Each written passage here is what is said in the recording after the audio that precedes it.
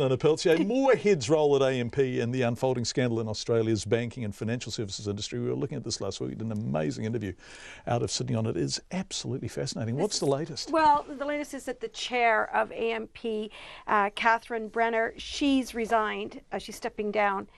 And well, fair enough. The chief executive went a couple of weeks ago, and the company secretary too is a goner. He's the general counsel. I don't mean to be rude, but it is rare to see so many people saying, yes, the buck does stop with me. The chair, the CEO, and the secretary. Goodness gracious. Yes, well, it's quite a scandal, really. Yeah. I mean, they were charging clients fees for services they never got, and then they lied to the commission about it. So there you go.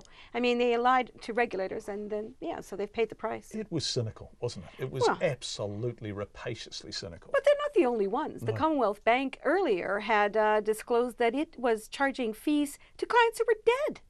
Yeah, so, and more will unfold. This is going to go on for some time. And the fascinating thing is fascinating watching the politicians, many of whom opposed this forum, actually now lining up behind it. Yeah. Well, yes, indeed. So, I mean, we're going to see that happening for a while. And at the same time, the company also cut their directors' fees by a quarter for the rest of the year.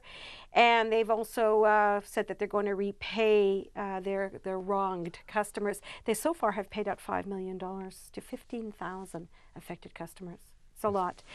Thanks. Nona, we'll go back to Australia on this. It's thoroughly entertaining as well as being very important. Yeah, well, and we're entertaining from here because we haven't seen that kind of behavior from our financial institutions in New Zealand. And we did talk to the banking sector, the financial services, and it doesn't seem to have bubbled up here. Now, that doesn't mean it doesn't go on, but there's no evidence that it has. And certainly there hasn't been a groundswell of customer complaints to the market regulators here. So one would think that this is happening in Australia and hopefully not happening here. But if it was happening here, it wouldn't be so funny. No, it wouldn't. No. Business confidence down, all sectors posting a negative outlook. What's driving the sentiment here? Yeah, well, it's mostly associated with the construction sector, believe it or not. I mean, the numbers are well down. A net 23% are pessimistic about the economy. And that's not just about the economy, but also in their own businesses. The pessimism has definitely risen in all the sectors were pessimistic.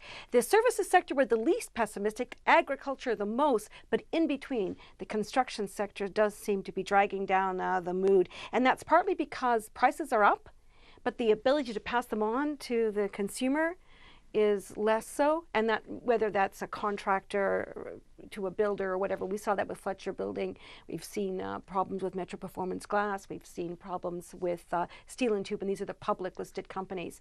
And we're seeing a lot of concern in the sector for sure, and I think this is going to go on for a while. So a bit of a concern, especially leading into later this week. We're going to have labor markets survey with and what the expectations are for there. Certainly, right across the board, there's all kinds of concern about whether or not there's going to be hiring, and it's definitely not a very upbeat market report. Now, it's concerning that the construction sector is in that position because we need that.